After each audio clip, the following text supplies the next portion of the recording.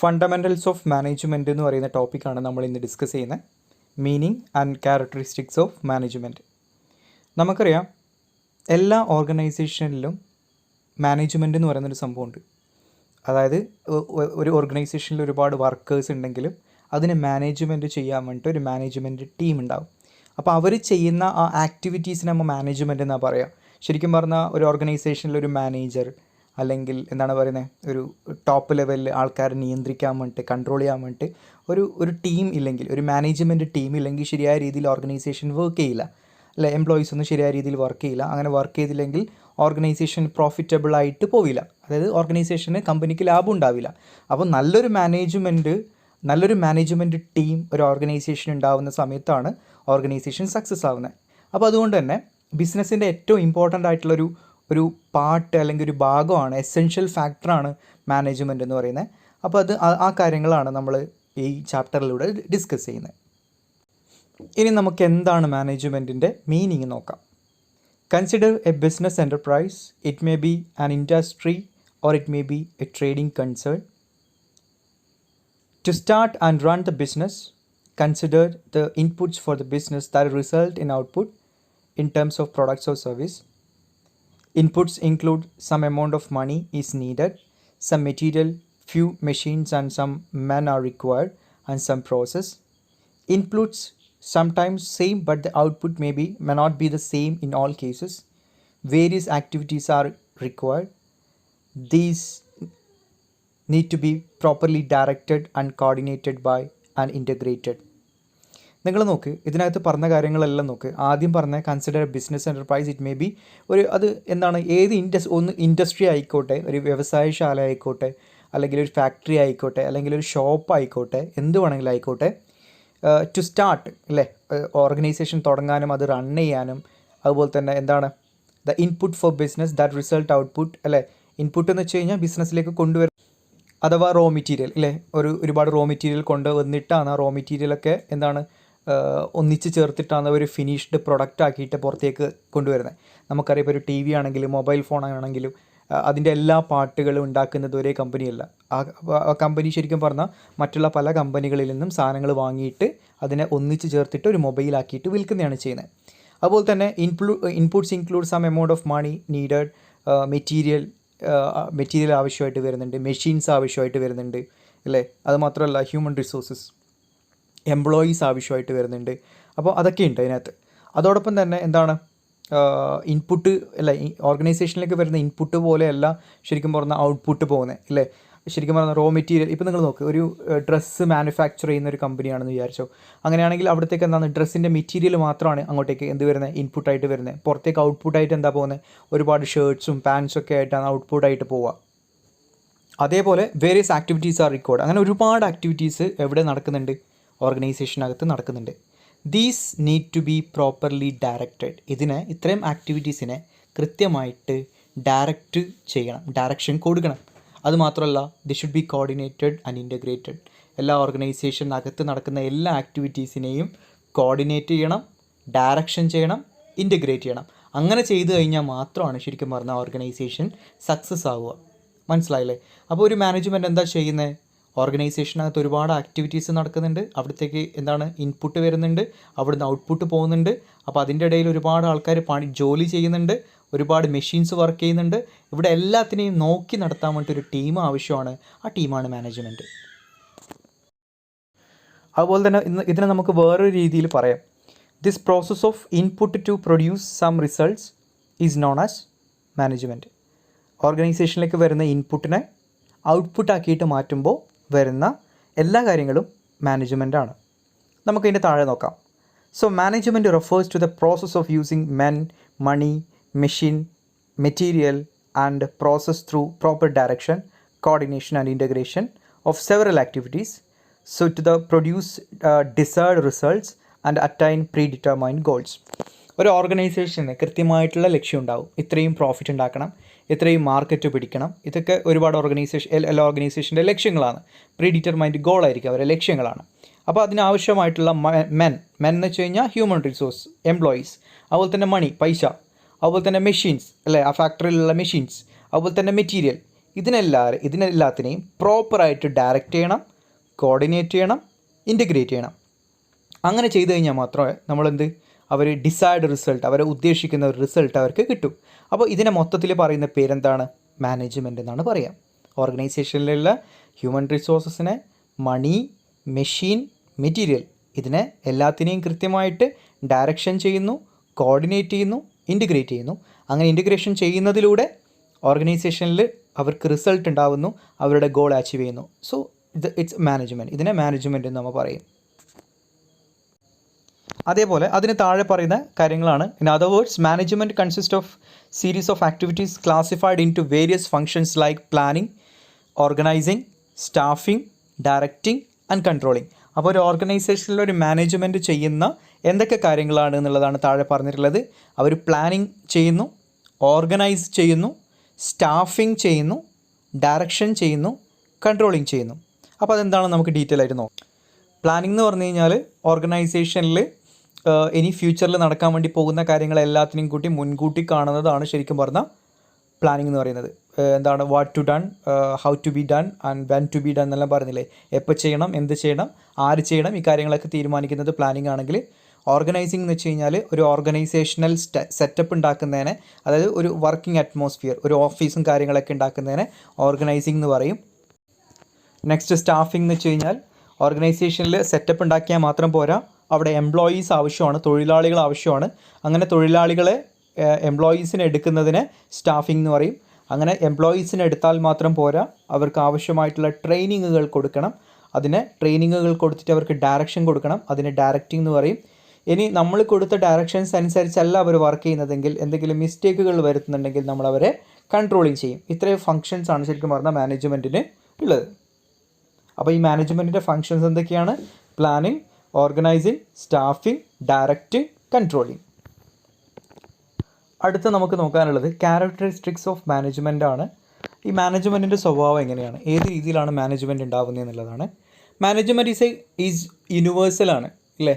Universal എന്ന് വെച്ച് കഴിഞ്ഞാൽ മാനേജ്മെൻറ്റ് ലോകത്തിൻ്റെ എല്ലാ ഭാഗത്ത് നോക്കിക്കഴിഞ്ഞാലും, ഇപ്പോൾ ഒരു കൺട്രി നോക്കിക്കഴിഞ്ഞാലും, ഒരു രാജ്യം നോക്കിക്കഴിഞ്ഞാലും, അല്ലെങ്കിൽ ഏതെങ്കിലും ഒരു കമ്പനി നോക്കിക്കഴിഞ്ഞാലും, ഒരു വീട് നോക്കിക്കഴിഞ്ഞാലും എല്ലായിടത്തും ഒരു മാനേജ്മെൻറ്റ് ഉണ്ടാവും. ഇപ്പോൾ നമ്മുടെ ഫാമിലി ആണെങ്കിൽ നോക്കിക്കോ, ഫാമിലിയിൽ ഇപ്പോൾ ഫാദറും മദറും ശരിക്കും പറഞ്ഞ ഒരു മാനേജ്മെൻറ്റ് റോളായിരിക്കും. ഫാദറായിരിക്കും ചിലപ്പോൾ കൂടുതൽ മാനേജ്മെൻറ്റ് റോള് ഏറ്റെടുക്കുന്നത്, ആ ഒരു ഫാമിലിനെ മൊത്തം മാനേജ് ചെയ്യുന്നതെന്ന് പറയുന്നത്. അതുപോലെ തന്നെ നമുക്കറിയാം ഒരു രാജ്യത്തിൻ്റെ മിനിസ്റ്റേഴ്സ്, മന്ത്രിമാരായിരിക്കും ആ രാജ്യത്തിൻ്റെ കാര്യങ്ങളെല്ലാം മാനേജ്മെൻറ്റ് ചെയ്യുക. അതുപോലെ തന്നെ ഇപ്പോൾ ഒരു കമ്പനി ആണെങ്കിൽ ആ കമ്പനിയിലൊരു മാനേജ്മെൻറ്റ് ടീം ഉണ്ടാവും. അപ്പോൾ ഈ മാനേജ്മെൻറ്റ് എന്ന് പറയുന്ന ഒരു കോൺസെപ്റ്റ് യൂണിവേഴ്സലാണ്, നമുക്ക് എല്ലായിടത്തും കാണാൻ വേണ്ടി പറ്റും. അതുമാത്രമല്ല മാനേജ്മെൻറ്റ് ഈസ് ഗോൾ ഓറിയൻറ്റഡ് ആണ് അല്ലേ. മാനേജ്മെൻറ്റ് എപ്പോഴും വെറുതെ ഇങ്ങനെ തോന്നുന്ന പോലെ വർക്ക് ചെയ്യുന്നതല്ല, അവരൊരു ഗോൾ ഓറിയൻറ്റഡ് ആണ്. അവർക്ക് എല്ലാവർക്കും കൃത്യമായിട്ടുള്ള ഒരു ലക്ഷ്യമുണ്ട്. ഒരു കമ്പനി ആണെങ്കിൽ കൃത്യമായിട്ട് പ്രോഫിറ്റ് ഉണ്ടാക്കുക എന്ന് പറയുന്നതായിരിക്കും ലക്ഷ്യം. അതേപോലെ management is A continuous process അല്ലേ. മാനേജ്മെൻറ്റ് കണ്ടിന്യൂസ് പ്രോസസ്സാണ്. അതായത് ആദ്യം മാനേജ് ചെയ്തു വന്നിട്ട് അവരെ വിട്ടു, പിന്നെ തിരിഞ്ഞു നോക്കുന്നില്ല, അങ്ങനത്തെ അവസ്ഥയാണോ? അല്ല. മാനേജ്മെൻറ്റ് ആദ്യം മുതൽ അവസാനം വരെ അവരെ ഒന്നിച്ച് അവരുടെ നഷ്ടത്തിലും ലാഭത്തിലൊക്കെ അവരെ ഒന്നിച്ച് നിൽക്കുന്ന ആൾക്കാരാണ് ശരിക്കും പറഞ്ഞാൽ മാനേജ്മെൻറ്റ് എന്ന് പറയാം. അതോടൊപ്പം തന്നെ management is A integrating process. എന്താണ് ഇൻ്റഗ്രേഷൻ? ഇൻ്റഗ്രേഷൻ എന്ന് വെച്ച് കഴിഞ്ഞാൽ എല്ലാവരെയും കൂട്ടിയോജിപ്പിക്കുക എന്ന് പറയുന്നതാണ്. ഓർഗനൈസേഷനകത്ത് എല്ലാം ഒരുപാട് ഡിപ്പാർട്ട്മെൻറ്റുകൾ ഉണ്ടാകും. ഇപ്പോൾ sales department, marketing department, warehouse department, accounts department ഒക്കെ ഒരുപാട് ഡിപ്പാർട്ട്മെൻറ്റുകൾ ഒരു ഓർഗനൈസേഷനകത്ത് ഉണ്ടാകും. അപ്പോൾ ഇവരെ എല്ലാവരെയും എന്ത് ചെയ്യണം? ഇൻ്റഗ്രേറ്റ് ചെയ്യിപ്പിക്കണം, അങ്ങോട്ടും ഇങ്ങോട്ടും ഇല്ലേ. അതായത് ശരിക്കും പറഞ്ഞാൽ സെയിൽസ് ഡിപ്പാർട്ട്മെൻറ്റിൽ എന്താണ് നടക്കുന്നത് ആരറിയണം? മാർക്കറ്റിംഗ് ഡിപ്പാർട്ട്മെൻറ്റിലുള്ള ആൾക്കാർ അറിയണം. മാർക്കറ്റിംഗ് ഡിപ്പാർട്ട്മെൻറ്റ് നല്ല രീതിയിൽ മാർക്കറ്റിംഗ് ചെയ്ത് കഴിഞ്ഞാൽ മാത്രമാണ് ശരിക്കും പറഞ്ഞാൽ നല്ല സെയിൽസ് ഉണ്ടാവും. നല്ല സെയിൽസ് ഉണ്ടെങ്കിൽ മാത്രമേ പിന്നെ അക്കൗണ്ട്സും വെയർഹൗസും ഒക്കെ ഇല്ലൂ. അപ്പോൾ അതുകൊണ്ട് എല്ലാ ഓർഗനൈസേഷനിലെ എല്ലാ ഡിപ്പാർട്ട്മെൻറ്റുകളും അങ്ങോട്ടും ഇങ്ങോട്ടും ഇൻ്റഗ്രേറ്റഡ് ആയിരിക്കണം എന്ന് പറയുന്നതാണ്. അപ്പോൾ ഇൻ്റഗ്രേഷൻ ആര് ചെയ്യിപ്പിക്കും? മാനേജ്മെൻറ്റ് ചെയ്യിപ്പിക്കും. അടുത്ത പറയുന്ന മാനേജ്മെൻറ്റ് ഈസ് ഇൻടാഞ്ചിബിൾ എന്നാണ്. മാനേജ്മെൻറ്റ് ഈസ് ഇൻടാഞ്ചിബിൾ എന്ന് വെച്ച് കഴിഞ്ഞാൽ നമുക്ക് മാനേജ്മെൻറ്റ് ഒരിക്കലും കാണാൻ വേണ്ടി പറ്റില്ല. അതായത് തൊട്ട് കാണിക്കാൻ വേണ്ടി പറ്റുന്നൊരു സാധനമല്ല മാനേജ്മെൻറ്റ് എന്ന് പറയുന്നത്. അത് ഇൻടാഞ്ചിബിളാണ്, കാണാൻ പറ്റാത്തൊരു സാധനമാണ് ശരിക്കും പറഞ്ഞാൽ. ഒരാളെ മാനേജ്മെൻറ്റ് ഒരാളുണ്ട്, മാനേജർ എന്ന് പറയുന്ന ഒരാളുണ്ട്. പക്ഷേ എന്നാലും മാനേജ്മെൻറ്റ് എന്ന് പറയുന്ന സാധനം നമുക്ക് തൊട്ട് കാണിക്കാൻ പറ്റില്ല. കാരണം ഒരു ഓർഗനൈസേഷൻ നല്ല പോലെ പോകുന്നുണ്ട്, നല്ല പ്രോഫിറ്റബിളായിട്ട് പോകുന്നുണ്ട്. അതിന് ഏറ്റവും പ്രധാനപ്പെട്ട കാരണം ഈ മാനേജറാണ്. അപ്പോൾ ശരിക്കും പറഞ്ഞാൽ അതൊരു ഇൻടാഞ്ചിബിൾ ആയിട്ടുള്ള കാര്യം. അത് നമ്മൾ അത് ഫീൽ ചെയ്യുന്നതാണ് ശരിക്കും പറഞ്ഞാൽ. അടുത്ത പറയുന്ന മാനേജ്മെൻറ്റ് ഈസ് മൾട്ടി ഡിസിപ്ലിനറി എന്നാണ്. മൾട്ടി ഡിസിപ്ലിനറി എന്ന് വെച്ച് കഴിഞ്ഞാൽ മാനേജ്മെൻറ്റ് എന്ന് പറയുന്ന ഒരു ടീമിന് ഒരു ഓർഗനൈസേഷനിലുള്ള എല്ലാ കാര്യങ്ങളെക്കുറിച്ചും കൃത്യമായിട്ടുള്ള അറിവുകൾ ഉണ്ടാവും. കാരണം ഇപ്പോൾ ഒരു അക്കൗണ്ട്സ് ഡിപ്പാർട്ട്മെൻറ്റിൽ എന്താണ് നടക്കുന്നുള്ളത്, അതുപോലെ തന്നെ സെയിൽസ് ഡിപ്പാർട്ട്മെൻറ്റിൽ എന്താണ് നടക്കുന്നുള്ളത്, അതുപോലെ തന്നെ എന്താണ് മാർക്കറ്റിംഗ് ഡിപ്പാർട്ട്മെൻറ്റിൽ നിന്ന് നടക്കുന്നുണ്ട്. ഈ കാര്യങ്ങളെക്കുറിച്ചുള്ള കൃത്യമായിട്ടുള്ള അറിവ് ശരിക്കും പറഞ്ഞാൽ മാനേജ്മെൻറ്റിന് ഉണ്ടാവും. അങ്ങനെ ഉണ്ടെങ്കിൽ മാത്രമാണ് ശരിക്കും പറഞ്ഞാൽ അവർക്ക് ഓർഗനൈസേഷനെ മാനേജ് ചെയ്യാനും പ്രോഫിറ്റബിളായിട്ട് കൊണ്ടുപോകാനും പറ്റുക. അതായത് ഇതിനകത്ത് മൾട്ടി ഡിസിപ്ലിനറി എന്ന് പറയുന്നത് എല്ലാ ഏരിയയിലും, ഒരു ഓർഗനൈസേഷൻ്റെ എല്ലാ ഏരിയയിലും അവർക്ക് അറിവും നോളജും ഉള്ള ആൾക്കാരായിരിക്കും. അതോടൊപ്പം തന്നെ മാനേജ്മെൻറ്റ് ഈസ് എ സോഷ്യൽ പ്രോസസ്സാണ് അല്ലേ. ഒരു ഓർഗനൈസേഷൻ ഉള്ളത് സൊസൈറ്റിയിലാണ്, അതുപോലെ തന്നെ സൊസൈറ്റിയിലുള്ള ആൾക്കാരുമായിട്ടാണ് ഒരു സോഷ്യലായിട്ട് മിങ്കിളാവുന്നതാണ് മാനേജ്മെൻറ്റ്. അതായത് ഒരിക്കലും ഒരു റോബോട്ടിനെ പോലെ ആർക്ക് വർക്ക് ചെയ്യാൻ പറ്റില്ല, ഒരു മാനേജ്മെൻറ്റ് ടീമിന് വർക്ക് ചെയ്യാൻ പറ്റില്ല. മാനേജ്മെൻറ്റ് എന്ന് വെച്ച് കഴിഞ്ഞാൽ അതിനകത്തുള്ള ആൾക്കാരെല്ലാം ഹ്യൂമൻ ബീയിങ്സ് ആണ്, മനുഷ്യന്മാരാണ്. അതുകൊണ്ട് തന്നെ ഒരു സൊസൈറ്റിയിൽ എങ്ങനെയാണോ ആൾക്കാരുണ്ടാവേണ്ടത് അതിനനുസരിച്ചായിരിക്കും ആൾക്കാർ, അതായത് എംപ്ലോയീസിൻ്റെ ഇമോഷൻസും എംപ്ലോയീസിൻ്റെ ഫീലിങ്സും ഇതൊക്കെ മനസ്സിലാക്കിയിട്ടായിരിക്കും ശരിക്കും പറഞ്ഞാൽ ഒരു മാനേജ്മെൻറ്റ് വർക്ക് ചെയ്യുക. അതുമാത്രമല്ല മാനേജ്മെൻറ്റ് ഈ സിറ്റുവേഷണലാണ്. മാനേജ്മെൻറ്റ് സിറ്റുവേഷൻ എന്ന് പറയുന്നത് ഒരു ഓർഗനൈസേഷൻ്റെ എങ്ങനെയാണോ എന്താണ് അവസ്ഥ അത് നോക്കിയിട്ടായിരിക്കും മാനേജ്മെൻറ്റ് വർക്ക് ചെയ്യുക. ഇപ്പോൾ അത്യാവശ്യം നല്ല പ്രോഫിറ്റ് ഉണ്ട്, കാര്യമായ പ്രശ്നങ്ങളൊന്നും ഇല്ല എന്ന് പറയുന്ന സിറ്റുവേഷൻസിൽ മാനേജ്മെൻറ്റ് അധികം പ്രഷറും കാര്യങ്ങളൊന്നും ചെലുത്തില്ല.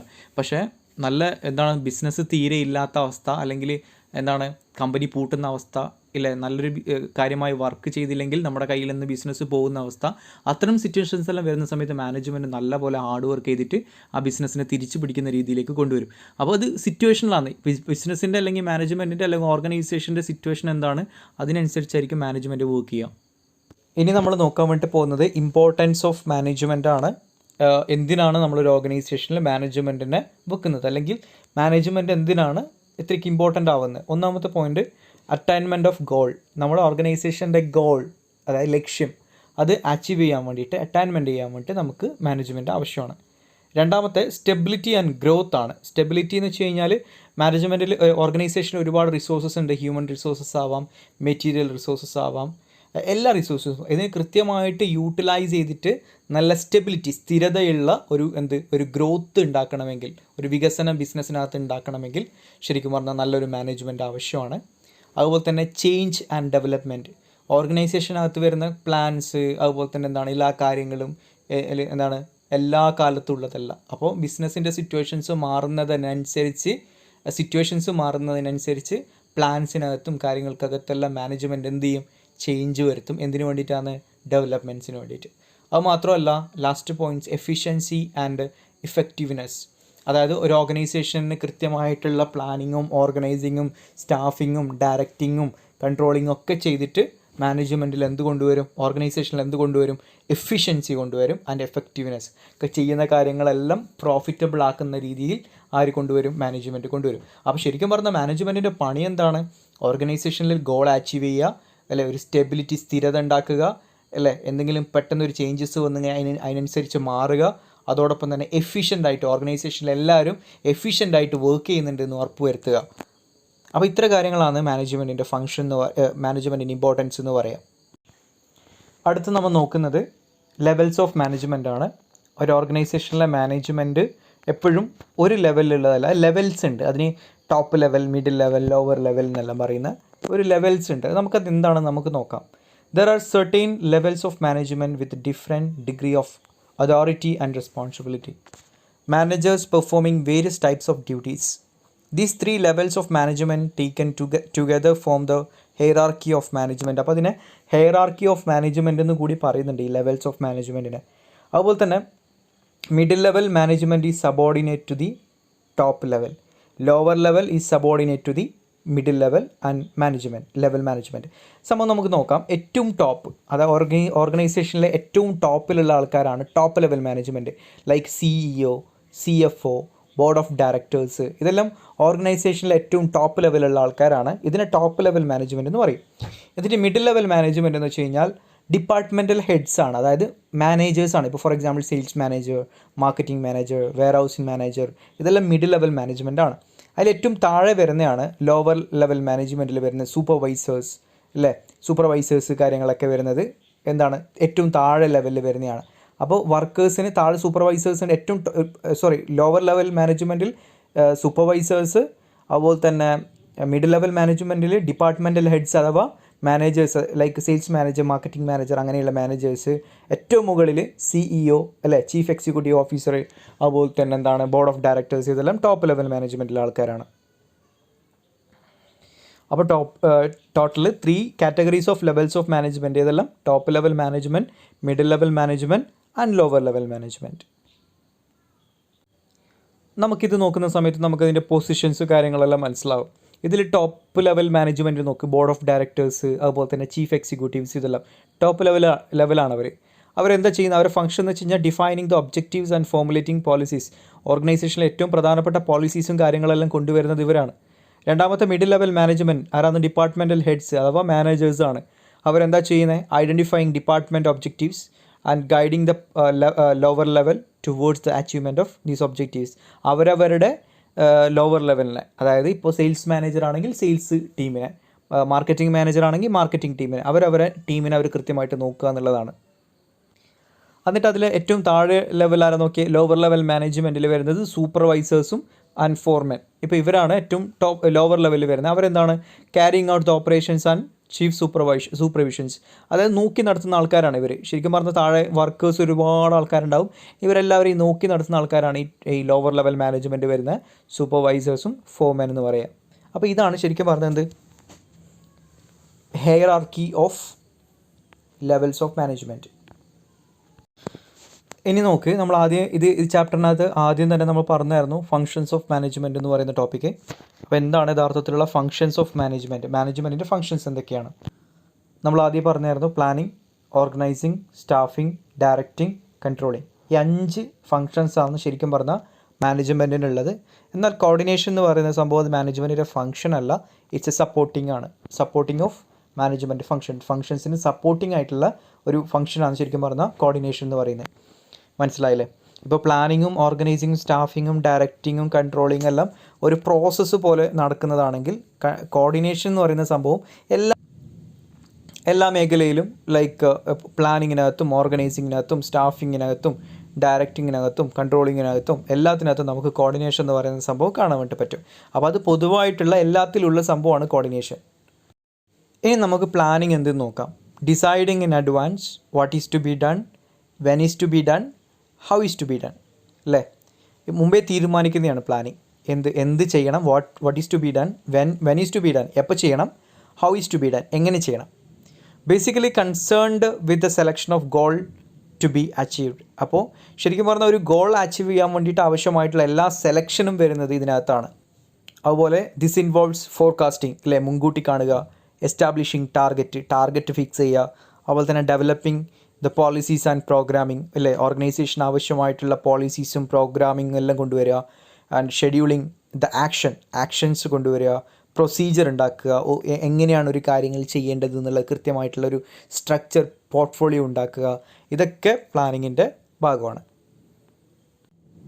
അടുത്ത ഓർഗനൈസിംഗ് ആണ്. After the plan management has to organise the activities and physical resources of the firm. അതായത് ഓർഗനൈസേഷൻ്റെ പ്ലാനിങ് കഴിഞ്ഞതിന് ശേഷം പിന്നെ ആണ് ഒരു ഫിസിക്കൽ റിസോഴ്സസ് കൊണ്ടുവരുന്നത്. അതായത് ഓർഗനൈസേഷൻ എന്ന് പറയുന്ന ഒരു സെറ്റപ്പ് കൊണ്ടുവരുന്നത്, ഒരു കമ്പനി എന്ന് പറയുന്ന ഒരു സെറ്റപ്പ് അല്ലെങ്കിൽ ഓഫീസും കാര്യങ്ങളെല്ലാം സെറ്റാക്കുക, ആ ഒരു ഫിസിക്കൽ സെറ്റപ്പ് കൊണ്ടുവരുന്നത് ഓർഗനൈസിങ്ങിലാണ്. അത് മാത്രമല്ല to carry out the selected programmes successfully ഇല്ലേ, എല്ലാ പ്രോഗ്രാംസും ക്യാരി ഔട്ട് ചെയ്യേണ്ടത് ഇവിടെയാണ്. അത് മാത്രമല്ല primarily concerned with identifying the task ഇല്ലേ, അവിടെ ഓരോ നിലത്തും ചെയ്യേണ്ട ടാസ്കുകൾ എന്താണെന്ന് മുൻകൂട്ടി കാണുന്നുണ്ട് അല്ലേ, ഓരോ ഏരിയയിലും എന്താണ് ചെയ്യേണ്ടത് അല്ലേ. ഫോർ എക്സാമ്പിൾ ഒരു ഓഫീസ് ഉണ്ടാക്കുന്ന സമയത്ത് വേറെ ഡിപ്പാർട്ട്മെൻറ്റുകളാക്കിയിട്ടുണ്ടാവും.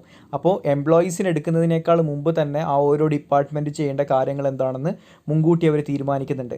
Defining the duties and responsibilities of the people in various position within each department. ഓരോ ഡിപ്പാർട്ട്മെൻറ്റിനകത്തും ഇനി വരാൻ വേണ്ടി പോകുന്ന എംപ്ലോയീസിൻ്റെ തൊഴിലാളികളുടെ റെസ്പോൺസിബിലിറ്റീസ് എന്താണ്, ഡ്യൂട്ടീസ് എന്താണ്, ഇത് മുൻകൂട്ടി ഡിഫൈൻ ചെയ്യുന്നത് എവിടെയാണ്, ഓർഗനൈസിങ്ങിനകത്താണ്. അടുത്ത പറയുന്നത് സ്റ്റാഫിംഗ് ആണ്. സ്റ്റാഫിംഗ് എന്ന് വെച്ച് കഴിഞ്ഞാൽ എംപ്ലോയീസിനെ എടുക്കുന്നതാണ്. Concerned with employing people for the various activities to be performed. അതായത് ഓർഗനൈസേഷൻ ആവശ്യമായിട്ടുള്ള എംപ്ലോയീസിനെ റിക്രൂട്ട് ചെയ്യുന്ന എംപ്ലോയീസിനെ എടുക്കുന്നതാണ്. Objective is to ensure that suitable people have to be appointed for different positions. അതായത് എടുക്കുന്ന ആൾക്കാരെല്ലാം നല്ല സ്യൂട്ടബിൾ ആയിട്ടുള്ള ആൾക്കാരാണെന്ന് ഉറപ്പ് വരുത്തുന്നത്, എൻഷുർ ചെയ്യുന്നത് ഇവിടെ വെച്ചാണ്. അത് മാത്രമല്ല ഇതിനകത്ത് തീരുമാനിക്കുന്നതാണ് റിക്രൂട്ട്മെൻറ്റ് അല്ലേ. റിക്രൂട്ട്മെൻറ്റ് എന്ന് വെച്ച് കഴിഞ്ഞാൽ എംപ്ലോയീസിനെ ഇൻ്റർവ്യൂ ചെയ്തിട്ട് എടുക്കുന്നതിന് റിക്രൂട്ട്മെൻറ്റ് എന്ന് പറയും അല്ലേ. അത് മാത്രമല്ല ട്രെയിനിങ് ആൻഡ് ഡെവലപ്മെൻറ്റ്, അവർക്ക് ആവശ്യമായിട്ടുള്ള ട്രെയിനിങ് ആൻഡ് ഡെവലപ്മെൻറ്റ്, അതുപോലെ തന്നെ പ്ലേസ്മെൻറ്റ് ആൻഡ് റെമ്യൂണറേഷൻ, അവർക്ക് ജോലി കൊടുക്കുക, അവർ സാലറി എത്രയെന്ന് പറയുക, performance appraisal of the employees ഇല്ലേ. എല്ലാ എംപ്ലോയീസും ഒരുപോലെ വർക്ക് ചെയ്യുന്ന ആൾക്കാരായിരിക്കില്ല, ചില എംപ്ലോയീസ് നല്ല പോലെ വർക്ക് ചെയ്യുന്നുണ്ടാവും. അപ്പോൾ അവർക്ക് നല്ല പോലെ റെമ്യൂണറേഷൻ കൂടുതൽ കൊടുക്കണം, പൈസ ഒരുപാട് കൊടുക്കണം. അപ്പോൾ ആ കാര്യങ്ങളൊക്കെ തീരുമാനിക്കുന്നത് ഇവിടെ വെച്ചാണ്. നെക്സ്റ്റ് പറയുന്നത് ഡയറക്റ്റിംഗ് ആണ്. Manager should be a good leader അല്ലേ. മാനേജർ എപ്പോഴും ഒരു നല്ലൊരു ലീഡർ ആയിരിക്കണം. He should be able to command and issue instructions ഇല്ലേ. അയാൾക്ക് എപ്പോഴും നല്ലൊരു കമാൻഡർ ആയിരിക്കണം. ആൾ പറയുന്ന സമയത്ത് ആൾക്കാരത് അനുസരിക്കണം. ഇഷ്യൂ ഇൻസ്ട്രക്ഷൻസ്, കൃത്യമായിട്ട് ഇൻസ്ട്രക്ഷൻസ് കൊടുക്കാൻ വേണ്ടി പറ്റണം. Managers should also understand the need of subordinates. അയാളുടെ അണ്ടറിലുള്ള ആൾക്കാരുടെ ആവശ്യങ്ങൾ എന്ത്, അവരെ പ്രശ്നങ്ങൾ എന്തെന്ന് മനസ്സിലാക്കാൻ വേണ്ടി മാനേജേഴ്സിന് പറ്റണം. Also inspire them to do their best and encourage initiative and creativity. അപ്പോൾ അവരെ ഓൾവേസ് ഇൻസ്പയർ ചെയ്തുകൊണ്ട് നിൽക്കണം, അവരെ ഇനീഷ്യേറ്റീവ് ചെയ്തുകൊണ്ട് നിൽക്കണം, അവർക്ക് ക്രിയേറ്റീവ് ആയിട്ടുള്ള കാര്യങ്ങൾ കൊടുക്കണം. ഇതൊക്കെ ഡയറക്റ്റിങ്ങിൻ്റെ ഭാഗമാണ്. അത് മാത്രമല്ല താഴെ പറയുന്നത് ഇൻക്ലൂഡ്സ് ഗൈഡിങ് ദ സബോർഡിനേറ്റ്സ് അല്ലേ. താഴെയുള്ള തൊഴിലാളികളെ ഗൈഡ് ചെയ്യണം. സൂപ്പർവൈസിങ് ദ പെർഫോമൻസ്, അവരെ പെർഫോമൻസിനെ സൂപ്പർവൈസ് ചെയ്യണം, നോക്കി നടത്തണം. അത് മാത്രമല്ല communicating effectively and motivating dum, കൃത്യമായിട്ട് അവരുമായിട്ട് കമ്മ്യൂണിക്കേറ്റ് ചെയ്യണം, അവരെ എപ്പോഴും മോട്ടിവേറ്റ് ചെയ്തുകൊണ്ട് നിൽക്കണം. അടുത്ത പറയുന്നതാണ് functions of management consist of process. ശരിക്കും പറഞ്ഞ കൺട്രോളിംഗ് എന്ന് പറയുന്ന പ്രോസസ്സാണ്. Taken to ensure that the performance of work is in related with the plans. അത് ശരിയായ രീതിയിൽ പ്ലാൻ ചെയ്ത പോലെ തന്നെയാണ് വർക്ക് ചെയ്യുന്നത് എന്നുള്ളത് എൻഷുർ ചെയ്യുന്നത് കൺട്രോളിങ്ങിനാണ്. അത് മാത്രമല്ല എസ്റ്റാബ്ലിഷിംഗ് പെർഫോമൻസ് സ്റ്റാൻഡേർഡ് അല്ലേ, measuring the actual performance with standard set. അതായത് പ്ലാനിങ് ചെയ്യുന്ന സമയത്ത് തന്നെ അവർ കൃത്യമായിട്ടൊരു സ്റ്റാൻഡേർഡ് ഫിക്സ് ചെയ്യും. ഫോർ എക്സാമ്പിൾ ഇത്ര ലക്ഷം രൂപ അല്ലെങ്കിൽ ഇത്രയും കോടി രൂപ നമുക്ക് പ്രോഫിറ്റ് ഉണ്ടാക്കണം. എന്നിട്ട് അത് ശരിക്കും പറഞ്ഞാൽ ഇവാലുവേഷൻ ചെയ്യുന്നത് ലാസ്റ്റ് കൺട്രോളിങ്ങിലായിരിക്കും. നമ്മളെത്ര സ്റ്റാൻഡേർഡ് കൊണ്ടുവന്നിട്ട് നമുക്കത് അച്ചീവ് ചെയ്യാൻ വേണ്ടിയിട്ട് പറ്റിയോ ഇല്ലെങ്കിൽ എന്തുകൊണ്ട് ഇല്ലേ, അതിനാവശ്യമായിട്ടുള്ള സ്റ്റെപ്സ്, ഈ കാര്യങ്ങളൊക്കെ എടുക്കുന്നത് കൺട്രോളിങ്ങിനകത്താണ്. Some corrective steps are taken. It includes revision of standards, regulate operations, remove deficiencies, improve performance. അതായത് അവരാദ്യം ഒരു കാര്യം പ്ലാൻ ചെയ്തിട്ട് ആ പ്ലാൻ ചെയ്ത പോലെ നടന്നില്ലെങ്കിൽ അതിന് കൃത്യമായിട്ടൊരു കാരണം ഉണ്ടാവും. എവിടെയെങ്കിലും ഒന്നുകിൽ ആൾക്കാരുടെ പ്രശ്നമായിരിക്കും, അല്ലെങ്കിൽ മെഷീൻസിൻ്റെ പ്രശ്നമായിരിക്കും, അല്ലെങ്കിൽ ടെക്നിക്കൽ എറർ ആയിരിക്കും, എന്തെങ്കിലും പ്രശ്നമായിരിക്കും. അത് കൃത്യമായിട്ട് കണ്ടുപിടിച്ചിട്ട് അത് സോൾവ് ചെയ്യുന്നത് എവിടെ വെച്ചാണ്? കൺട്രോളിങ്ങിനകത്താണ്. സോ ഇത്രയും കാര്യങ്ങളാണ് നമുക്ക് പഠിക്കാനുള്ളത്. പിന്നെ കോർഡിനേഷൻ നമുക്ക് ആവശ്യമില്ല, കൺട്രോളിങ് വരെയാണ് നമുക്ക് പഠിക്കാനുള്ളത്. കോർഡിനേഷൻ നമുക്ക് എന്താണ് ഒരു കോൺസെപ്റ്റ് ജസ്റ്റ് മനസ്സിലാക്കിയാൽ മതി. ഓർഗനൈസേഷൻ്റെ എല്ലാ ഫങ്ഷൻസിലും കോർഡിനേഷൻ ഉണ്ടായിരിക്കും.